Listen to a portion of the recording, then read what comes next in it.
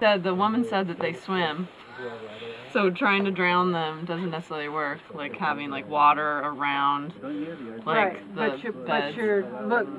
But they'll come out. But I was talking about you going to the rim, you know. Just yeah. to So the yeah, rim. she did say dunk them to identify them. She did talk about the identification, like the humps on the backs. Do you know how to identify them?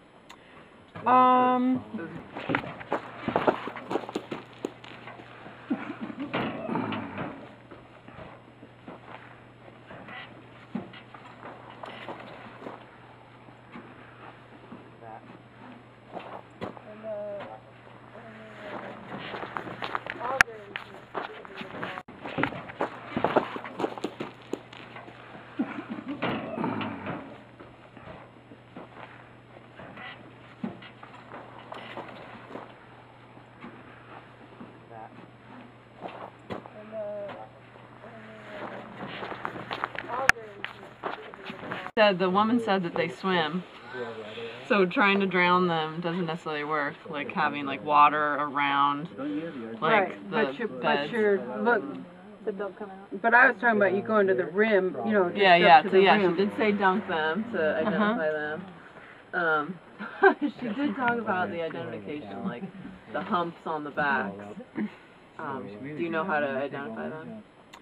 It was a very short presentation, but.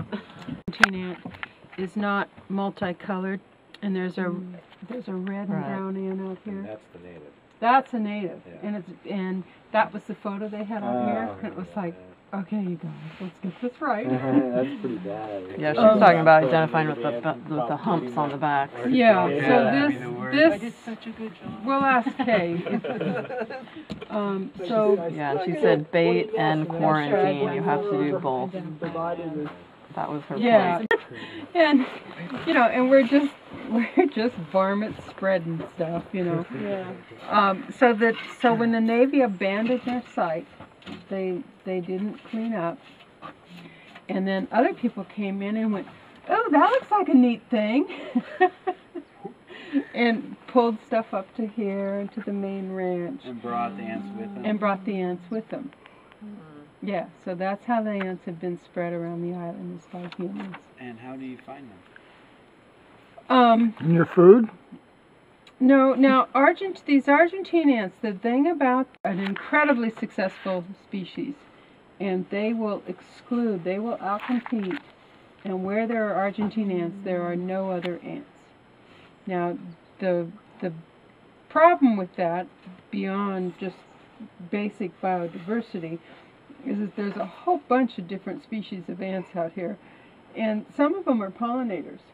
And so if you lose them, you're potentially losing the only thing that pollinates Some of these plants. flowers are, plants. Yeah. So that's, so there's a lot of reasons to not want them to spread, besides the fact that you have an island, and some of these ants out here are island endemics. We had it completely full and rocking for 2 years with the Scorpion Rock Project, which is seabird habitat. And they did our job so well they don't need us anymore. Oh. Not supposed to work yourself out of a job. Pardon? Not supposed to work yourself out of a job. Yeah, well, we did.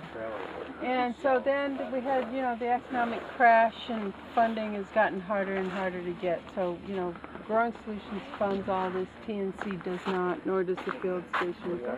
Although the field station is very supportive in providing the kind of logistical support and whatever they can do to help. So we're, TNC is kind of in this is their property, and so they're in the process of formulating, we did the baseline assessment, figured out what was here. The major disturbances have been removed, as in pigs and sheep. Now ants are the big one. But now they need to figure out what's next. You know, how much, what do they want to do?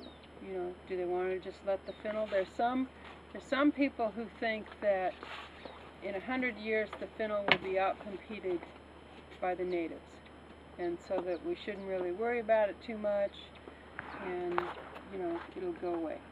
There's other people that say, you know, no way, in 100 years you're going to have an island of fennel. Right. Take your pick. Yeah, you know, so when you're hiking, don't walk that road. You know, so it would seem to make sense. I mean, if you're saying the first thing in restoration is know what you got, then the second thing is remove the disturbance. It's like, okay, well, the pigs are the disturbance, the cows are the disturbance, the sheep. You know, let's get them off of here. How about goats? And they didn't really have goats. No here. goats? No, Really? there weren't any feral goats.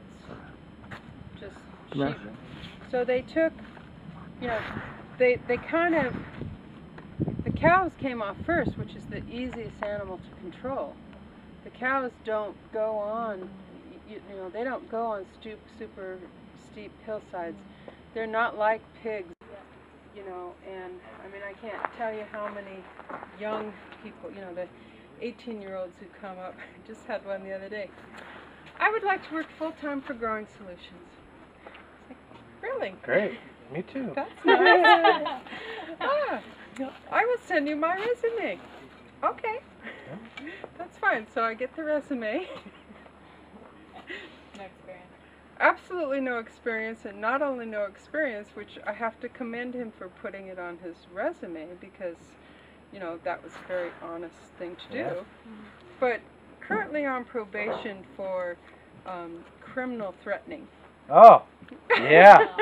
And that's on the resume. And no previous That's who I volunteering want to either. hire. You know, and I thought, okay, I'm a little bit put off by somebody who, and then in his email he says, I'm prepared to work for Growing Solutions full time. It's like, well, Simmer down now. you haven't been invited to work for Growing Solutions full time. As far as, you know, is something going to get too tall? Is it going to shade, or is it going to not shade? We were trying to disguise the nursery, but not shade it out. Here's another one of these solanum. This guy looks like he's done. Yeah. Are those berries edible for the birds and stuff? Yeah, no, it is in the nightshade family.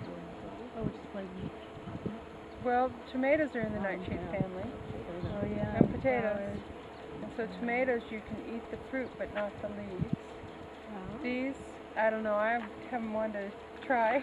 Supposedly, I forgot to remember Ty in our class from last year? Yeah. His grandmother really knows a lot about native plants, edible stuff, and she says there is a one time of the year in particular that you can eat the solanum berries, but I don't know when that is. So I don't think any of us will be that Yeah, I hungry. wasn't gonna test it out. But for wildlife Yeah, habitat. that's true. Other ones too. That's because the properties that are aren't always Right, in the they're not plant. producing Yeah, the we learned that in medicinal. At certain times of the year, you can do like make preparations for this. Other times you're on your own.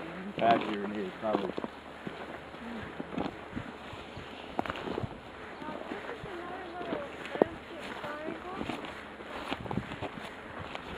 Part of the management of this field is it's always prep mode, and that's for fire protection.